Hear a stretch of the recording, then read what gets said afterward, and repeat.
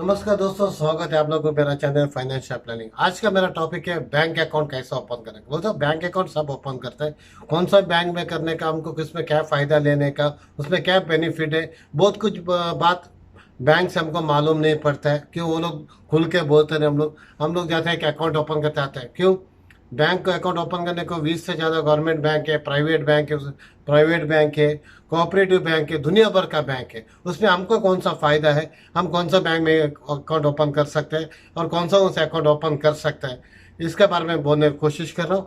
Last में एक अच्छा ट्रिक्स भी बताता हूँ, अकाउंट ओपन करने के पहले क्या हम देखना चाहिए और कौन सा बैंक अच्छा है और इसका क्या बेनिफिट है। वीडियो लास्ट तक देख लीजिए और लाइक कर दीजिए, पहले लाइक कर दीजिए, तब मुझे भी मोटिवेशन मिलती है आगे वीडियो बनाने को। हम कौन सा अकाउंट में बैंक में कौन सा अकाउंट ओपन करें। नॉर्मली दो टाइप के अकाउंट है, सेविंग अकाउंट है, करंट अकाउंट है। सेविंग अकाउंट खाली आम इंसान के लिए, उसको बिजनेस नहीं, थोड़ा थोड़ा पैसा जमा करते हैं काम करके, उसके लिए उसको महीने का इतना लिमिट बोल कर डिपॉजिट करने को, विड्रॉ करने, उसके ज़्यादा तो बैंक चार्ज करते हैं। वही करंट अकाउंट में लिमिट नहीं है, उसमें इंटरेस्ट भी नहीं है। लिमिट नहीं तो इंटरेस्ट भी नहीं। फॉर एग्जांपल आपका अकाउंट में 1 लाख के, आपको किसी को 2 लाख का चेक दिया, ओवर ड्राफ्ट है, तो आपको एक फैसिलिटी है उसमें, इतना लिमिट तक आप चेक देकर अकाउंट में पैसा नहीं तो भी विड्रॉ कर सकते हो। वो करंट अकाउंट है। सेविंग अकाउंट आम इंसान के लिए, करंट अकाउंट बिजनेस के लिए। वही सेविंग अकाउंट में बिजनेस ट्रांजेक्शन करेगा तो ज़्यादा बैंक को डाउट हो गया, ज़्यादा बल्क अमाउंट आ गया, हमारा अकाउंट स्टॉप कर सकता है और हम उसको जवाब देना पड़ेगा, वो पैसा किधर से आया, कैसा आ गया, क्यों आया, उसका जवाब है। वही करंट अकाउंट में वो जवाब देने का ज़रूरत नहीं है। जनरली आम इंसान क्या देखते हैं, सेविंग अकाउंट ओपन करने से पहले उसको इंटरेस्ट कितना मिलता है, वो बहुत ज़रूरी, पहले इंटरेस्ट देखना चाहिए। दूसरा, इंटरेस्ट का देखने के चक्कर में ज़्यादा अमाउंट डिपॉजिट करने का मिनिमम बैलेंस कितना भी चेक करना पड़ेगा। स्पेशली कुछ बैंकों में ज़ीरो बैलेंस है तो भी आपको कुछ पेनल्टी नहीं, चार्ज नहीं है। किसी में SBI में तो मिनिमम 3,500 चाहिए, किसी में ICICI में 10,000, ऐसा। अब कितना होता तो कोशिश करना चाहिए ज़ीरो बैलेंस या मिनिमम ये 10,000, 20,000, 50,000, 1 लाख मिनिमम रखने का जाएगा। कभी आपको पैसे का ज़रूरत पड़ा, पूरा निकाला, तब आपको पेनल्टी गिरेगा। इसके लिए मिनिमम बैलेंस कितना देखना चाहिए। तीसरा पॉइंट है ऑटो स्विच। वो तो आपके 20,000 या 40,000, 50,000 होते ही आपको FD का इंटरेस्ट मिलना जैसा। उसमें क्या होता है, आपको FD का इंटरेस्ट मिलते हैं, आप कभी चाहे तो पैसा निकाल सकते, कब तक आपका पैसे आपको FD का इंटरेस्ट मिला। ये सब बैंक बोलता नहीं, कोई बैंक बोलता भी नहीं। क्यों? वो नहीं चाहते आपको सेविंग अकाउंट में FD का इंटरेस्ट है। इसके लिए आप अकाउंट ओपन करने से पहले इंक्वायरी करना चाहिए। इनकेस नहीं देते तो अकाउंट ओपन करना भी नहीं चाहिए। तब 99% हर बैंक में ये फैसिलिटी रहती है, बैंक वाला खुल के बोलता नहीं। और कभी भी अकाउंट ओपन करने जाएगा बैंक में, इंक्वायरी काउंटर में उससे पूछ कर, वो बैंकर कौन सा बोलते हैं, वो अकाउंट छोड़कर बाकी कौन सा भी अकाउंट ओपन करने चाहिए फैसिलिटी का। क्यों?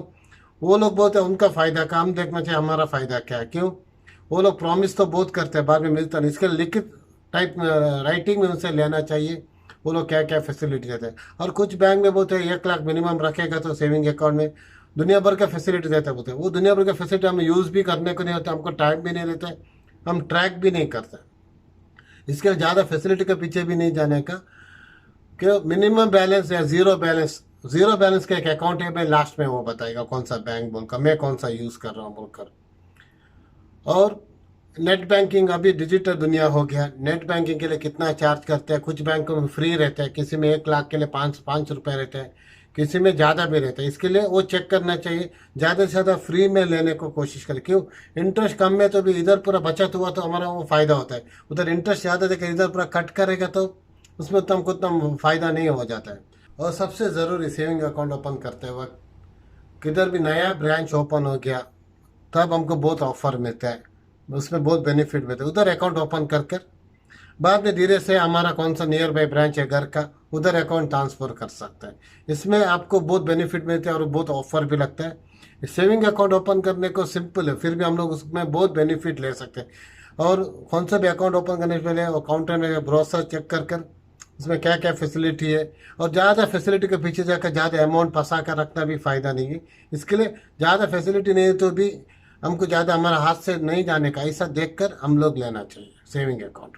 सेविंग अकाउंट में क्रेडिट कार्ड का भी फैसिलिटी हम ले सकते हैं, उसका भी चार्ज देखना पड़ेगा। किसी में 100 रहते हैं, किसी के 200 रहते हैं, 500 रहते हैं। 100-200 तक साल का एनुअल मुश्किल है, किसी से फ्री में भी देते हैं। इसके लिए वो भी चेक करना पड़ेगा। और क्रेडिट कार्ड दूसरा एटीएम में, दूसरा बैंक एटीएम में यूज़ करेगा तो कितना बार फ्री है वो भी चेक करना पड़ेगा। क्यों? एक लिमिट रहते हैं सेविंग अकाउंट में, महीने 2 बार 3 बार, उसके बाद वो लोग चार्ज करते हैं। इसके लिए वो भी हम लोग चेक करके ज्ञान में रखना पड़ेगा। अभी दूसरा अकाउंट है करंट अकाउंट। करंट अकाउंट में भी वही रूल है, कितना कम होता है उतना बैलेंस मेंटेन करने का करंट अकाउंट यूज़ करेगा, उसमें हमको बहुत फ़ायदा है। दूसरा, उसमें भी क्रेडिट कार्ड का फैसिलिटी लेगा तो हमारा क्रेडिट स्कोर अच्छा खासा। क्रेडिट कार्ड जो हमारा सेविंग अकाउंट जैसा नहीं, कोऑपरेटिव क्रेडिट कार्ड बोलते हैं बिजनेस के लिए। तीसरा, हम लोग करंट अकाउंट ओपन करते हैं कभी भी रेप्यूटेड बैंक में करेगा तो बहुत फ़ायदा है उसमें। क्यों बोल तो उसका वेबसाइट टैक्स पे करने को आसान होता है। क्यों? छोटा छोटा बैंक में कभी भी उसका वेबसाइट ओपन नहीं होता है, या हमारा नेट बैंकिंग उसमें चलता नहीं। इसके लिए रेप्यूटेड बैंक चाहिए। करंट अकाउंट में बहुत ज़रूरी बात है, मैं पहले बता, करंट अकाउंट में इंटरेस्ट नहीं है। सही है, करंट अकाउंट में इंटरेस्ट नहीं है। वही ऑटो स्वीप करेगा तो हमको एफडी का इंटरेस्ट मिलेगा। करंट अकाउंट में हमेशा बड़ा अमाउंट पैसा रहता है अकाउंट में, उसमें 7 से 9% का इंटरेस्ट आपको एफडी का मिल सकता है। इसलिए करंट अकाउंट में ऑटो स्वीप करना बहुत ज़रूरी है। दोस्तों, आपको अकाउंट ओपन करने के तो कौन सा बैंक में भी एक आसान ट्रिक बताता हूँ मैं। कभी भी आपका सिटी में, गांव में नया ब्रांच ओपन होता है, उधर जाकर अकाउंट ओपन कर दीजिए। उसमें आपको अच्छा फैसिलिटी मिलेगा और बेनिफिट भी मिलेगा। बाद में आपको होम टाउन में अकाउंट और ट्रांसफ़र कर, जिसमें कुछ प्रॉब्लम नहीं। मैं यूज़ करता हूँ कोटक महिंद्रा 811। इसके लिए वो लोग स्पॉन्सर नहीं, मुझे पैसा नहीं दिया, मैं यूज़ कर रहा हूँ। उसमें मुझे ज़ीरो बैलेंस में अकाउंट ओपन किया मैंने। उसमें एक प्रॉब्लम क्या बोलते हैं, अकाउंट ऑनलाइन में ओपन किया तो भी उनका कौन सा भी एक ब्रांच में जगह विजिट कर KYC करना पड़ेगा, डॉक्यूमेंट देना पड़ेगा। इसका नेट बैंकिंग भी बहुत आसान है, ज़ीरो बैलेंस है, कुछ पेनल्टी नहीं है। और उसका ऐप्स भी 811 का बहुत आसान है किसी को भी यूज़ करने को। ये मैं यूज़ कर रहा हूँ। उसमें 20,000 के ऊपर है तो ऑटो स्वीप फैसिलिटी है, उसमें मुझे एफडी का इंटरेस्ट भी मिलता है। इसके लिए मैं बोल रहा हूँ कोटक महिंद्रा। और 1 लाख का भी अकाउंट है, वो नहीं बताएगा मैं। आप ज़ीरो से स्टार्ट कर दीजिए, उसमें आपको फ़ायदा होगा। आपको पसंद अगर लाइक कर दीजिए, सब्सक्राइब कर दीजिए, बेल बटन दबा दीजिए। Thank you, thank you, thank you.